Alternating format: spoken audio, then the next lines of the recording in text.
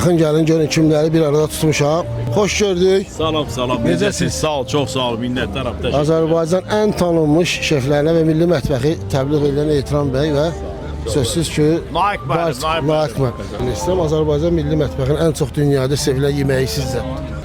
Mən birinci düşünürəm ki, lülə kebabımız çox sevilir. Bir də aşımız şahbulov deyəndə. Yəni Azərbaycan gələn turistləri götürsək, yəni ümumiyyətlə götürsək ki, bəyənilən yeməklər var da, yəni çoxdur. Yəni yeməklərimiz hədsiz çoxdur, amma bu iki yemək həmişə çox sevilir. Azərbaycan milli mətbəxinin üstünlüyü Avropa mətbəxindən.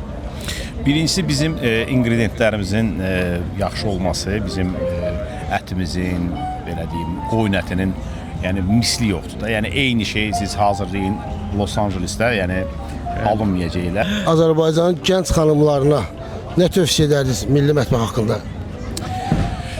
Milli mətbəx haqqında nə tövsiyə edərdim ki, yəni reseptlərimiz var ki, onları siz belə deyim, özəlliyini saxlayın. Yəni bir yaşadaq. Belə davam eləmək lazımdır.